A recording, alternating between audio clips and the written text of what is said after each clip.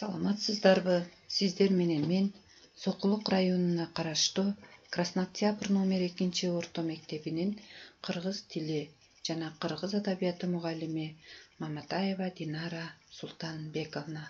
Менин бүгүнкү сабагым 9-класстарга арналмакчы. Кыргыз тили 2 сабак. Урматтуу окуучулар, сабакты баштаардан мурда китеп, дептер, ручкаларыбызды даярдап алабыз. Эгер силер даяр болсоңор, анда сабагыбызды баштайбыз.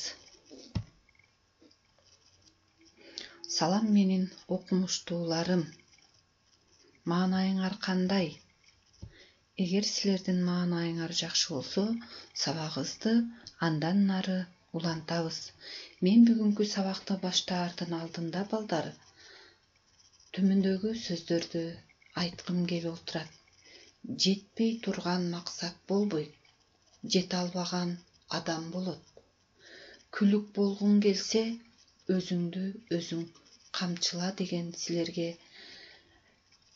мотивация бергим келип атат. Урматтуу окуучулар, ар бириңер алдыңарга максат койгула, максатка жетүү үчүн кичинекей кадамыңарды таштай бергиле. Албетте, кичинекей кадамдап барып отуруп силер чоң максаттарга жетесиңер деп бүгүнкү сабагыбызды баштайбыз. Бүгүн биздин өтө турган темабыз тике жана кыйыр сөз. Сабагыбыздын максаттары. Бүгүнкү сабакта балдар силер тике жана кыйыр сөз тууралуу маалымат аласыңар. Экинчиден, тике сөздү кыйыр сөзгө, тескерисинче кыйыр сөздү тике сөзгө айландырып, сүйлөмдөрдү жана тексттерди түзө аласыңар. Үчүнчүдөн, кебиңердин тактыгына жана тууралыгына маани бересиңер. Балдар, ар дайым сүйлөп жатканыңарда, сүйлөп жаткан кебиңер туурабы, такпы? Ошол нерсени маани беришиңер керек. Андан ары сабагыбызды улантабыз. Үй тапшырмасын текшерүү. Биз өткөн сабакта төл жана бөтөн сөздөр тууралуу кеп кылганбыз. Силерге үйгө тапшырма төл жана бөтөн сөздөрдү катыштырып, текст түзүп келүү болгон. Тема биз коронавирусту жеңебиз. Окуучулар тапшырмаларды аткарып мага жибергениңер бар. Жибербеген окуучулар тапшырмаңарды жибергиле. Анда эмесе биз балдар өтүлгөн темага токтололу. Төл жана бөтөн сөздөрдүн тыныш белгилерин тууралап койгула. Кыскача өткөн сабактагы төл жана бөтөн сөздөрдүн тыныш белгилерине токтолобуз. Бул берилген сүйлөмдөрдө балдар төл жана бөтөн сөздөрдүн тыныш белгилери коюлган эмес. Силер тыныш белгилерин тууралап коюп чыккыла. Силер тыныш белгилерин тууралап коюп чыкканча, мен төл жана бөтөн сөздүн эрежесин силердин эсиңерге салып турайын. Биз балдар пикир алышууда же өз оюбузду жазуу аркылуу баяндоодо өз сөзүбүз менен башка бирөөлөрдүн сөзүн, пикирин да колдонобуз. Демек, кандайдыр бир максаттар үчүн колдонулган башка бирөөнүн сөзүн биз бөтөн сөз дейбиз. Ал эми ага байланыштуу айтылган өзүбүздүн сөзүбүздү төл сөз деп айтабыз. Балдар, силер тыныш белгилерин туура койдуңар деген ойдомун. Анда эмесе силер тыныш белгилерди туура койсоңор, келгиле текшерип көрөлү. Биринчи сүйлөмдө бул сабакта мен силерге өзүбүздүн ата мекенибиз жөнүндө айтып берем деп Жамила шашпай сабагын баштады. Текшердиңерби балдар? Силер кандай коюпсуңар? Туура экен силердин тыныш белгиңер. Экинчи сүйлөмдү текшерели. Карачы эне, деди ал шолоктоп. Күн мынтип жаркырап турса, касым келбейди. Üçüncü süйлöm. Bir akılman teskeri bilbegендик, такыр bilbegендиктен жаман деген экен. Biz өтүлгөн темабызды кыскача кайталадык. Анда эмесе жаңы темага өтөбүз. Жаңы теманы түшүндүрүү. Балдар, биз кепте бөтөн сөздөрдүн колдонулушу айтыла турган ар түрдүү жагдайларына байланыштуу ар кандай мүнөздө колдонулат экен. Мисалы, элибизде баатыр согушта, акыл ачуу келгенде, дос зарылдыкта сыналат деген нуска кеп бар. Бул биздин биринчи мисалыбыз. Эми экинчи мисалга токтолуп көрөлү. Баатырдын согушта, акылдын ачуу келгенде, достуктун зарылдыкта сынаалары жөнүндө нуска кеп элибизде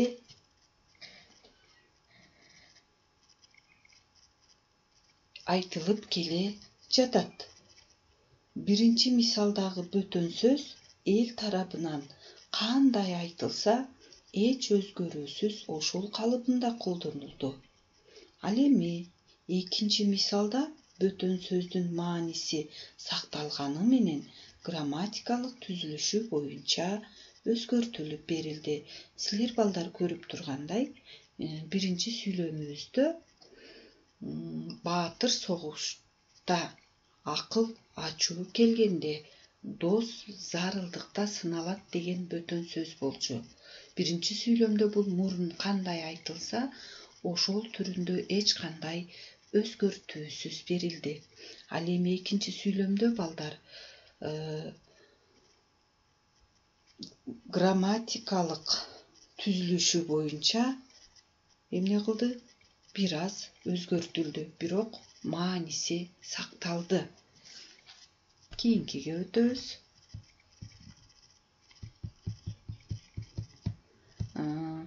Эми балдар, бөтөн сөздүн колдонулушундагы мына ушул сыяктуу өзгөчөлүктөргө байланыштуу биз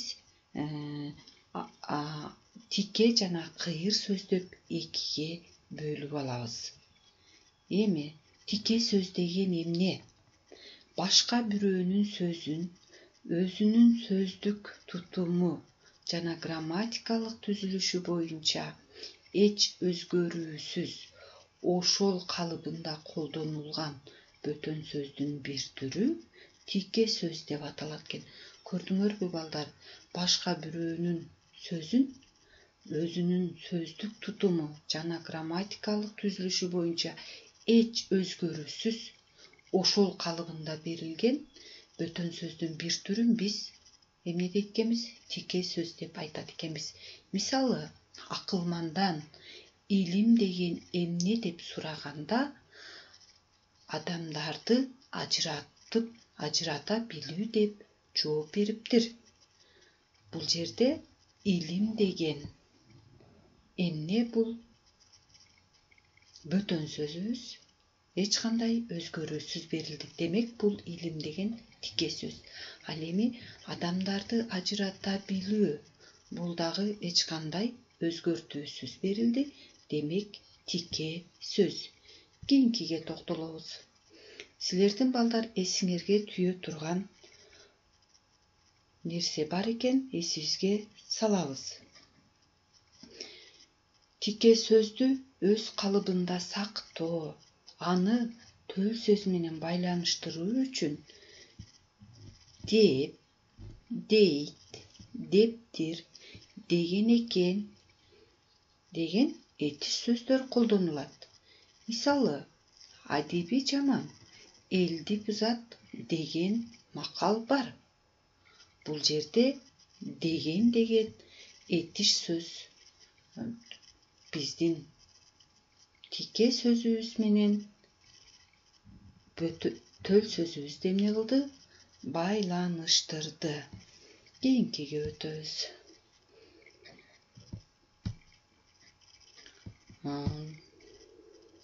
Мисалы, элде өмүрдүн узундугу анын мазмунуна карай бааланат деген макал бар. Ал эми кийинки сүйлөмдү карайбыз балдар.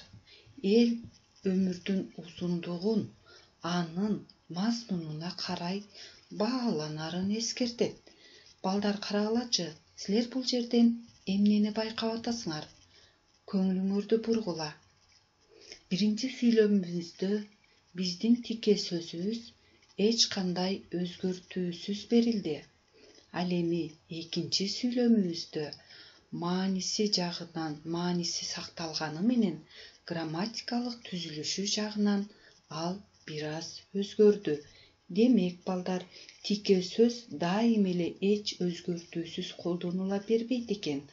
Айрым учурларда аны айтуучу же жазуучу өзү тарабынан кошумчалап, өзгөртүп, бирок негизги маанисинен аны анча алыстатпай колдонушу мүмкүн. Кийинкиге өтөбүз балдар. Демек, бул жерден биз эмне деген жыйынтык чыгарабыз? Кыйыр сөз деген эмне? Тике сөздүн алгачкы грамматикалык түзүлүшү, лексикалык курамы жагынан айрым бир өзгөрүүлөргө учурап, бирок андагы негизги мазмун сакталуу менен айтылса, кыйыр сөз деп аталат экен. Эмесе балдар, биз сабагыбызды бышыктайбыз. Силер азыр китебиңерден 230 көнүгүүнү аткарасыңар. Алды менен бөтөн сөздү түрлөргө ажыратып алгыла. Тике сөзбү же кыйыр сөзбү? Андан кийин ажыратып алган тике сөзүңөрдү кыйыр сөзгө, кыйыр сөзүңөрдү тике сөзгө айландыргыла. Бул жерде мисал келтирип көрөлү. Мисалы, Тянь-Шань кышта жылуу, жайда салкын деп Мидикең ырдаган экен бир кезде. Бул жерде, бул сүйлөмдө Тянь-Шань кышта жылуу, жайда салкын бул тике сөз. Кийинки сүйлөмдө эми биз ушул тике сөздү кыйыр сөзгө айландырайлы. Мидикең Тянь-Шандын кышта жылуу, жайда салкын экенин ырдап өткөн. Силер дагы калган сүйлөмдөрдү туура ушундай кылып аткарасыңар. Анда балдар, сабагыбызды жыйынтыктайбыз. Мен билдим. Сен эмнени билдиң? Жазабыз. Мен үйрөндүм. Сен ушул сабакта эмнени үйрөнө алдың? Үчүнчү, мен түшүндүм. Сен эмнени түшүндүң бул сабакта? Бар жогун дептериңерге жазып, менин WhatsApp группама жөнөтөсүңөр. Үйгө тапшырма балдар, силер 233 көнүгүүнү схеманын негизинде сүйлөмдөрдү түзүп келесиңер. Анда эмесе балдар, ушуну менен сабагыбыз соңуна чыкты. Көңүл бурганыңар үчүн чоң рахмат. Кийинки сабактарда жүз көрүшкөнчө аман болгула.